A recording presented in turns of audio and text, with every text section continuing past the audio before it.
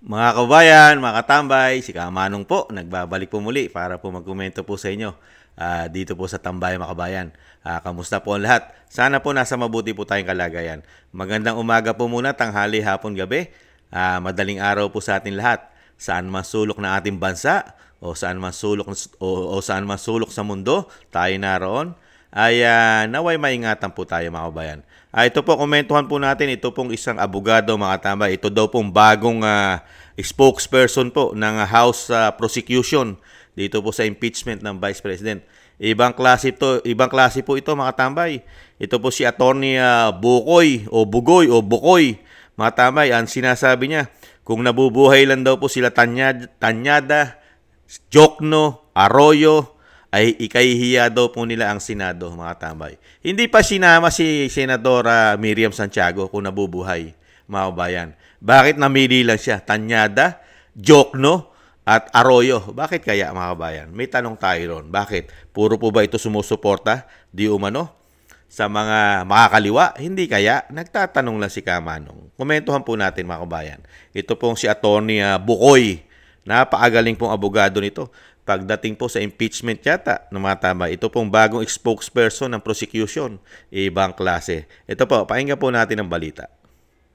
Sa Kamara naman, nagpakilala na ang bagong spokesperson ng prosecution team na si Attorney Antonio Bukoy at agad siyang bumanat. Kung buhay lang daw ang mga dating senador na sina Lorenzo Tanyada, Jose Diokno at Joker Arroyo, ikahihiya nila ang kasalukuyang Senado. Ang detalye sa agenda report ni Billy Vegas ng Abante Radio. Sa kanyang unang pagharap sa media, agad na pinatutsadahan ng tagapagsalita ng House Prosecution Team na si Attorney Antonio Bukoy ang Senado, kaugnay ng inuusad ng impeachment ni Vice President Sara Duterte. Kung buhay pa raw ang mga dating senador na sina Lorenzo Tanyada, Jose Diokno at Joker Arroyo, ikahihiya nila itong ginagawa ng kasalukuyang Senado. Calling a spade a spade.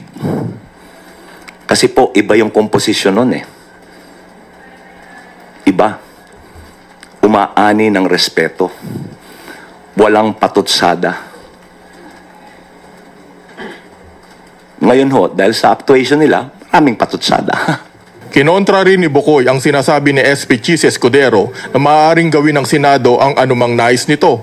Hindi po. Meron pong limitasyon. Ang limitasyon ay ang ating saligang batas at ang kanilang sariling impeachment rules.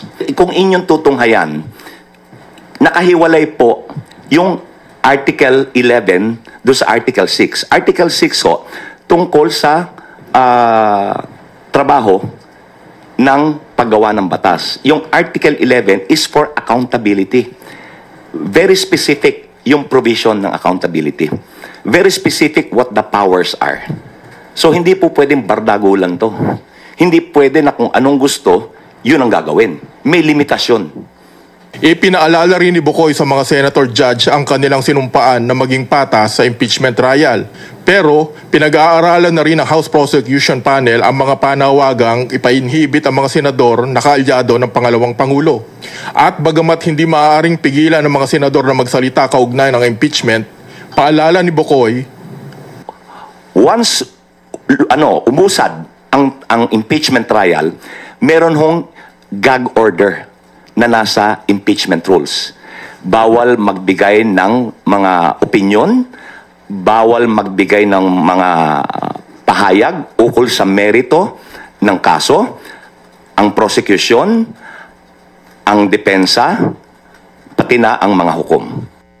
kinumpirma rin ni Bukoy na mayroong mga private prosecutor na tumutulong sa House Prosecution Panel at ipapakilala mga ito sa takdang panahon. Nang tanungin naman kaugnay ng mga abogadong kinuha ni BP Sara para ilatag ang kanyang depensa, kilala ko po yung mga name partners dyan dahil we are contemporaries sa UP College of Law. Ginagalang ko ang kanilang kakayanan. And I think the Vice President is in good hands. para sa agenda. Oh, yan mga tambay. Alam mo naman palang nasa mabuting kamay ang Vice President Sara Duterte. Unang-una, talagang yung Vice President ay kumpleto po yan sa sa resibo, kumpleto sa mga dokumento ang Vice President. Ang hindi lang po kumpleto sa kasinungalingan ang Vice President. Hindi po kasi sinungaling ang Vice President.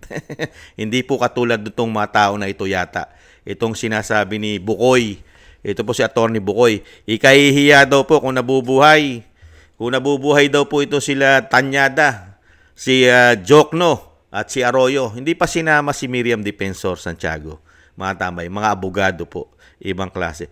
Kung nabubuhay po yung mga tao na binanggit po ni Bukoy, baka unang-unang pinagsabihan ng mga walang hiya, mga sakim, mga bangag, mga lasing sa kapangyarihan, itong Kongreso. Hindi kaya Bukoy, Attorney Bukoy, hindi kaya kung nabubuhay yung mga binanggit mo? Ngayon lang nagkaroon na speaker ang Kamara na nagpapaka-presidente yata. Hindi kaya ito pagsabihan ng mga sinasabi mo mga namatay na. Katulad nila Arroyo, Jokno, di ba? Tanyada. Di ba? Sino ba? Jokno, Tanyada, di ba? Arroyo. Isama na natin si napakagaling na dating senador na pinagpahinga na si Senadora Miriam Santiago. Kung nabubuhay lang po yung mga yan, baka pinagmumura na kayo. Pati ikaw, attorney, baka pinagmumura ka na. Dahil unang-una, wala namang ground of impeachment ang Vice President. Di po ba? Saan nyo po ba ini-impeach? Confidential fund. Iba. Isa sa ground nila yan, confidential fund. Di ba? Samantalang lahat sila may confidential fund.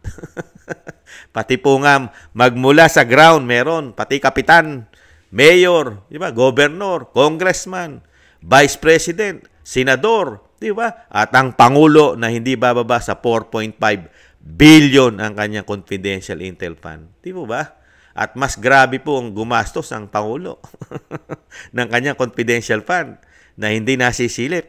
Hindi po bababa sa 12 million pesos a day ang kanya pong dapat gastusin sa kanya intelligent fund, mga tambay, o confidential fund.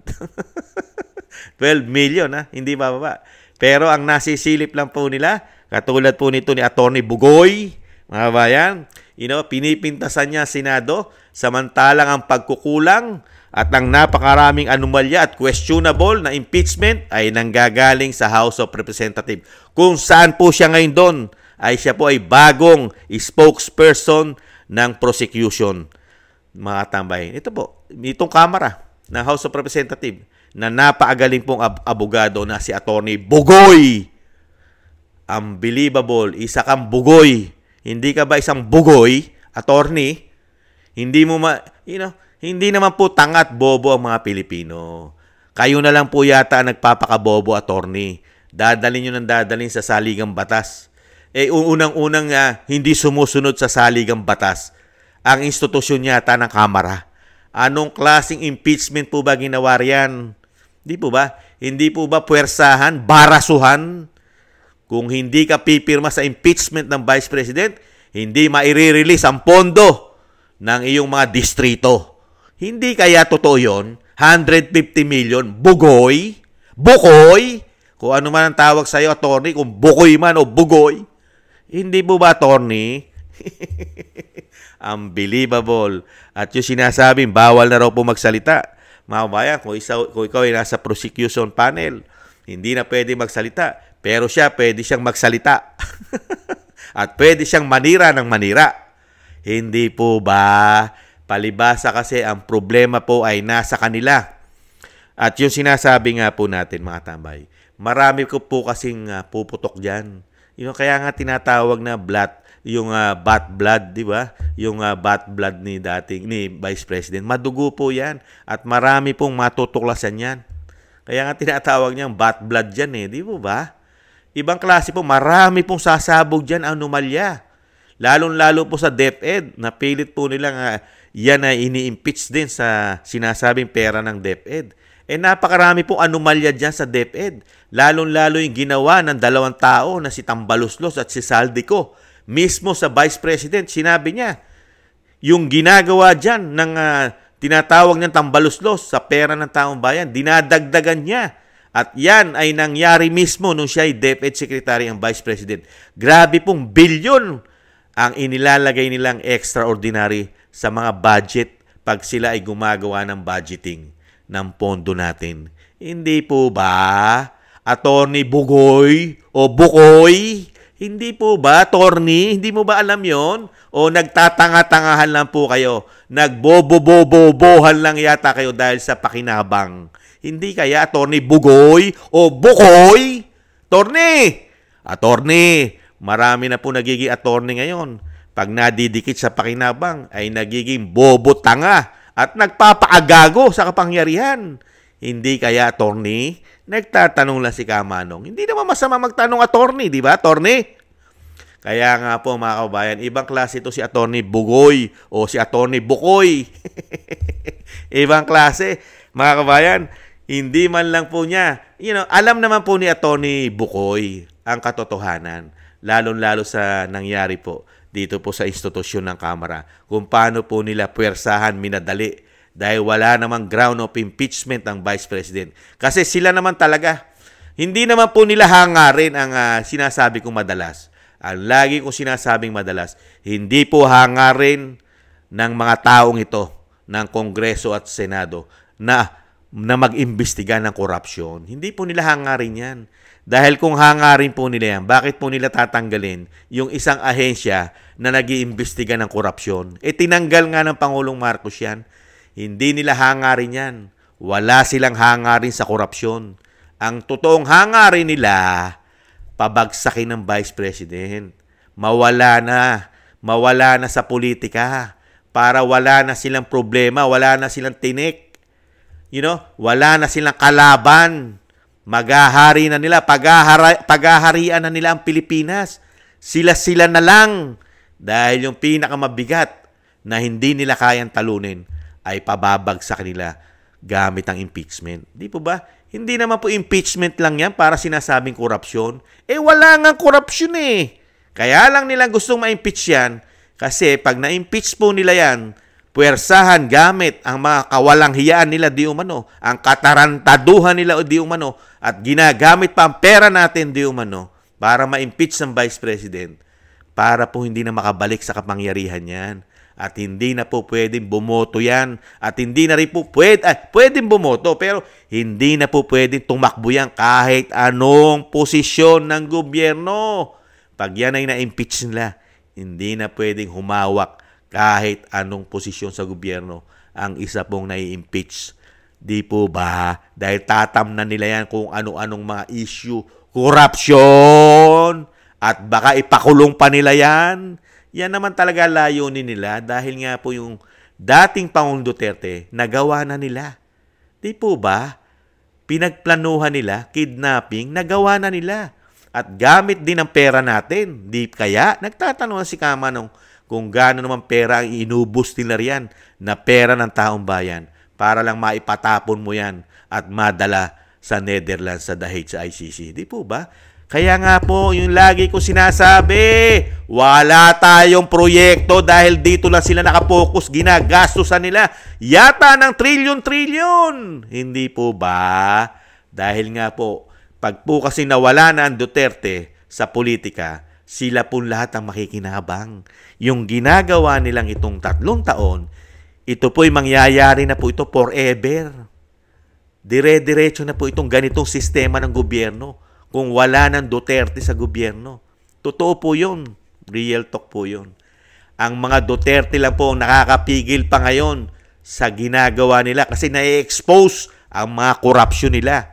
Lalong-lalo dyan sa institusyon na pinagmamalaki ni Attorney Bukoy.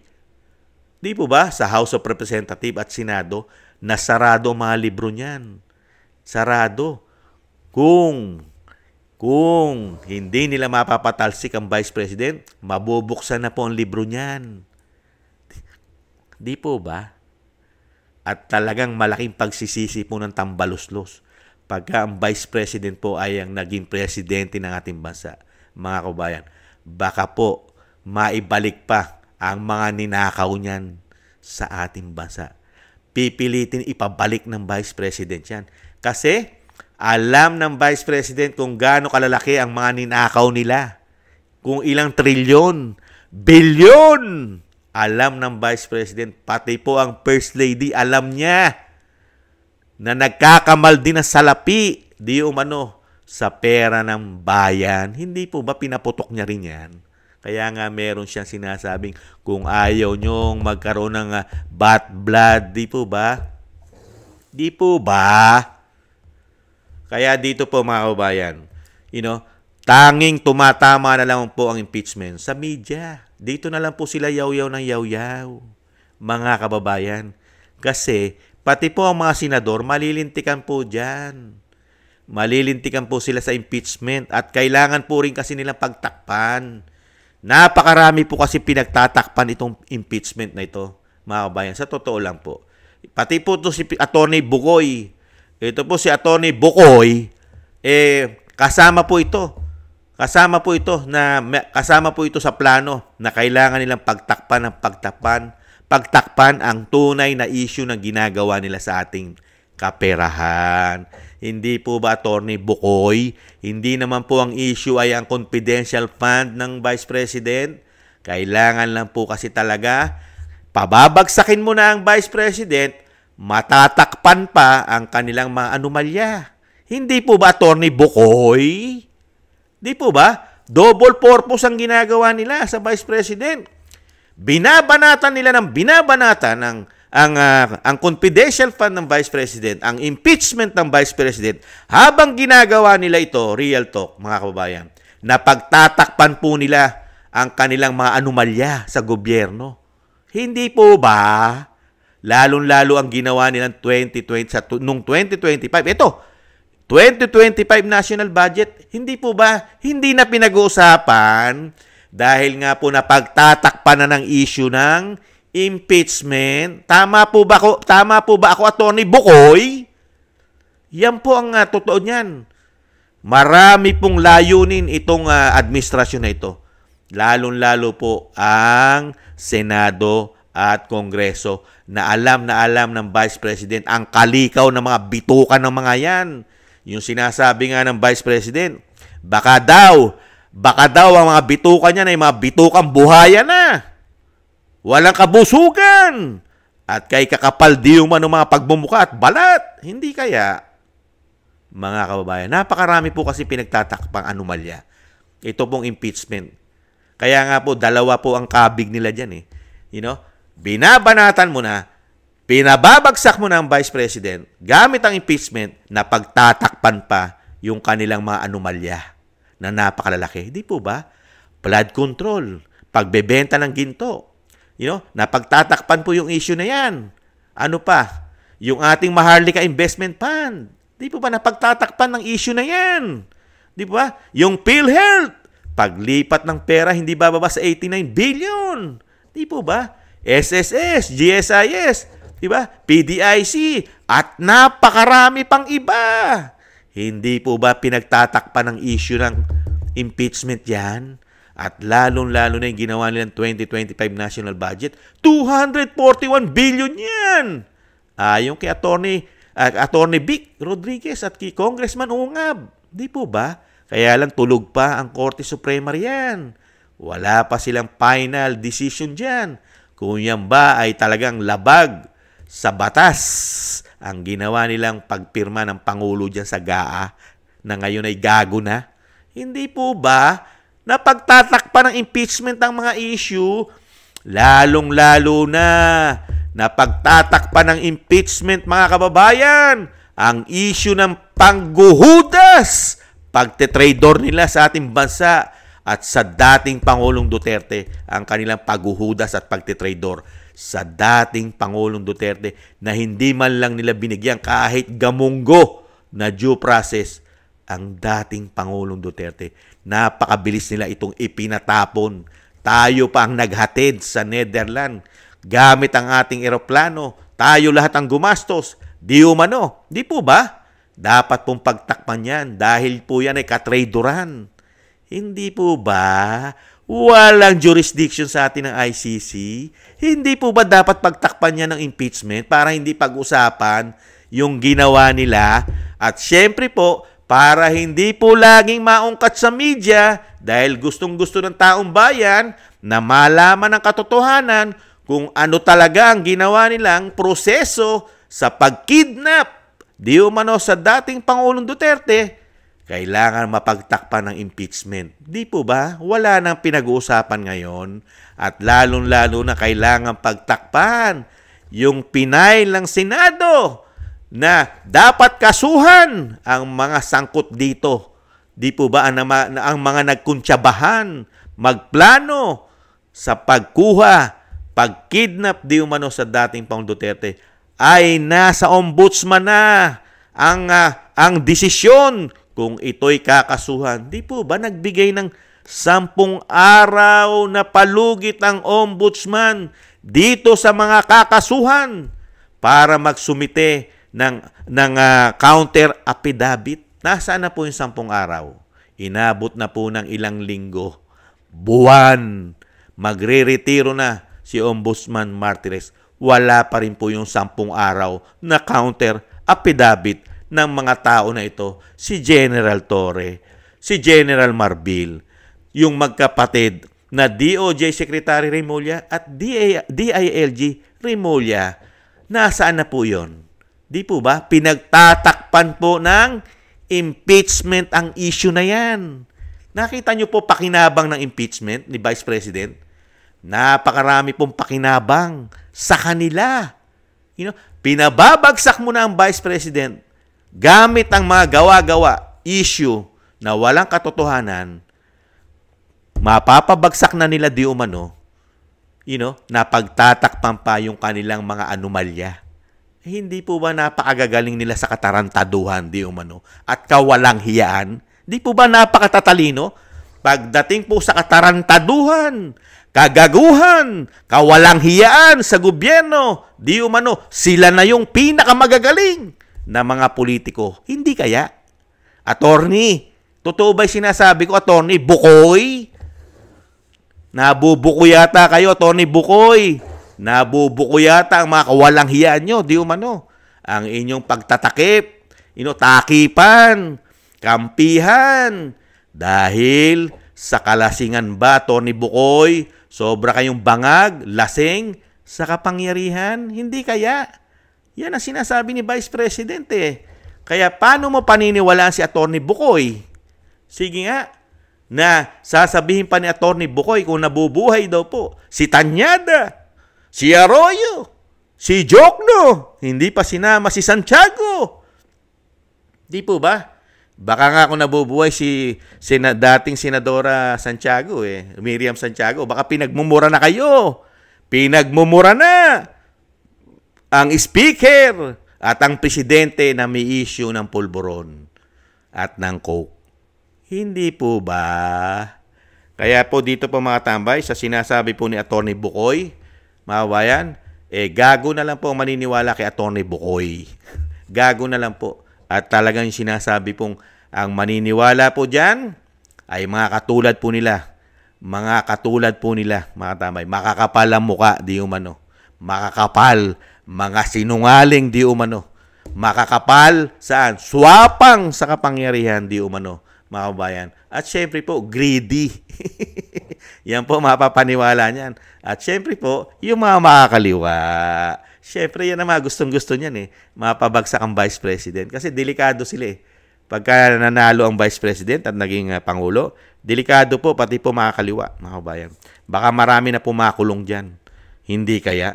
Lalong-lalo yung convicted ng child abuse hanggang ngayon. Sikat na sikat pa, mga tamay. At ini-interview pa ng media. Kaya nga sinasabi nga po natin lagi, ang ating media, ang ating mainstream media, hindi naman lahat, mga kabayan, ay wala na po tayong kapag-apag-asa riyan. Ang ating mainstream media ay nilamo na. Nilamo na ng sistema ng kabulukan. Hindi kaya. Wala na nakikitang korupsyon ang mainstream media nung pumasok ang binagoong Pilipinas. Wala na. Kaya nga po sila po ay mga bulok. Mabulok. Karamihan po dyan. Hindi naman lahat. Pero karamihan po ay bulok. Mga kababayan, nabubusalan. Sa bagay, karamihan naman po kasi ng mainstream media ay pag-aari po yata ng mga politiko. Kung hindi man pag-aari, meron po yata silang mga stock diyan, stockholder sila. Hindi kaya nagtatanong lang si Kamanong, mga kabayan. Yan po mga kabayan, ang pinagmamalaki po ni Attorney Bukoy na kung ano-ano mga sinasabing konstitusyon, mga kabayan, mga batas na pinagsasabi niya, mga kabayan. Naniniwala po ba tayo kay Attorney Bukoy? Pambihira ka, Attorney Bukoy. Oh. Alam mo naman ang katotohanan. Kaya nga lang, abogado ka kasi eh. Abogado ka kasi eh.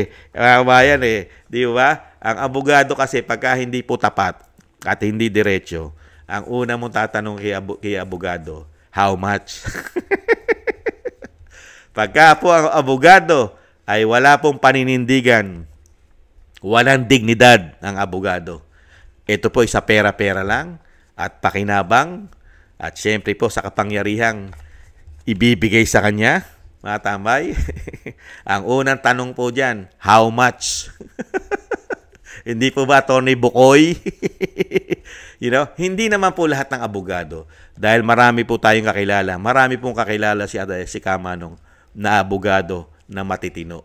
May paninindigan, may prinsipyo, at ipinaglalaban ang tama. Pero, yun nga lagi ko sinasabi, pag po ang mga abogado, mga tambay, lalong-lalo na yung mga abogado ng mga korap na politiko, yan, masasabi po natin yan. 100% pwede po natin silang tanungin. Hindi naman po masamang magtanong. Pwede po natin silang tanungin, Attorney Bukoy, how much? How much po ba? Maraming salamat po mga tambay sa mga nakagusto po ng inyong tambayang makabayan sa YouTube at TikTok. Maraming salamat po sa inyo mga kabayan. At syempre po, thank you rin po sa mga subscribers natin. Maraming salamat po sa inyo mga kabayan. Mabuhay po kayo. Ingat po. Thank you po. Shoutout po sa inyo lahat mga subscribers natin. At syempre po, magpapasalamat din po si Kamanong sa mga nagbibigay po ng biyaya sa inyong lingkod. Maraming salamat po sa mga biyaya na inyo po pinagkakaloob. Shoutout po si Norma Garcia. Maraming salamat po. Shoutout po sa inyo kay Ma'am Norma Garcia sa biyaya. Kingston 123 ng Hong Kong. Eric Hershio ng Canada. Jake Yahut 4531 ng Maisog, California, USA. Gina Ray Soli DDS ng Berlin, Germany. Julieta Celona ng Sydney, Australia. Baby Roman Ate Isa ng Cagayan. Jem Aris ng United Arab Emirates. Jovelyn Watanabe ng Japan. Ako si Phil Am. Annie Joe. Teodorico Erguisa Jr., si Arfel Villacorta, Wills Bubbles 5697, Rosalina RK Team 888, at si Michelle Yamaguchi Vlog. Maraming salamat po sa inyo mga kababayan sa mga biyaya po na inyo pong pinagkakalob. Ingat po kayo, maingatan po, lalong-lalo po sa inyong pong mga paggawa. Maraming salamat po. At syempre po, bago po tayo magtapos, yung lagi po nating bilin, mga kababayan, kabilin-bilinan po ng inyong lingkod na lagi po nating isasama sa ating po mga dasal at panalangin na maingatan po ang pamilya Duterte, ang Vice President, lalong-lalo na po ang ating dating Pangulong Duterte na maingatan po siya, lalong-lalo po ang kanyang kalusugan at mabigyan pa po siya ng mahabang buhay at makabalik po sa lalong mabilis sa ating bansa. Isama po natin sa ating mga dasal, mga kababayan. At syempre po, magpapaalam po muna ang inyong katambay. Sa muli po mga tambay, paalam po muna. Ingat po tayo. Bye-bye. Salamat po.